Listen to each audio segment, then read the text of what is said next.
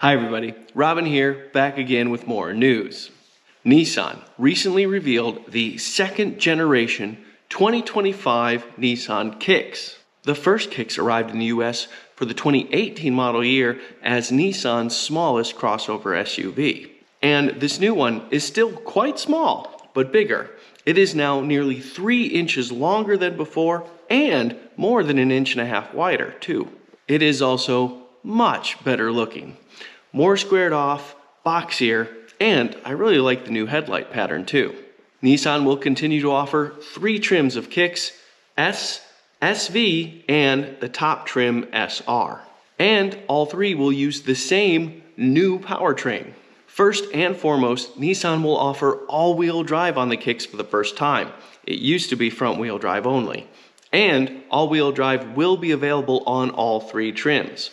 Nissan also ditched the 1.6-liter 4-cylinder engine and replaced it with a 2-liter inline-4. As a result, the Kicks will now have 141 horsepower, 19 more than before, and 140 pound-feet of torque, which is up from 114 pound-feet of torque. The Nissan Kicks will continue to use a continuously variable transmission, but the added torque and power is very welcome. Fuel economy figures are not yet available for the new model, but I suspect very similar numbers to the current Kicks if you go with the front-wheel drive model, and to lose an MPG or 2 if you go with the all-wheel drive model. And that's despite having more displacement. Inside, of course, gets bigger screens. The top SR trim now gets a 12.3-inch fully digital instrument cluster, and then a second 12.3-inch center display. However, if you go with the lower trims, those do shrink down to 7 inches each. Higher trim Kicks will also get wireless Apple CarPlay, wireless Android Auto, a wireless smartphone charger, and several USB Type-C ports to charge things up. And the Kicks' bigger footprint does net more space inside as well. It looks roomier, certainly. Moreover, cargo behind the second row climbs from 25 cubic feet in the current model to 30 cubic feet.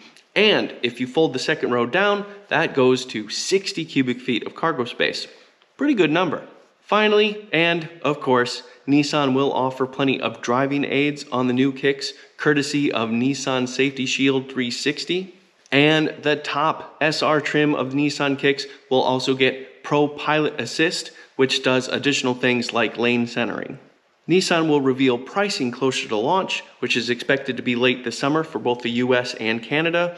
And I also expect that Nissan will try to keep the price fairly competitive to the current Kicks, but given all the added equipment, it would not be a surprise to see it go up $1,000 or $2,000. This is a much more fashionable small crossover SUV. We can definitely say that just by looking at it. And with a new structure and more power, it could be more fun to drive too. Certainly there's enough interesting news to make me quite curious to get a chance to drive it as soon as possible. And as soon as I do, I will definitely share. I'm Robin Warner. Thank you very much for watching.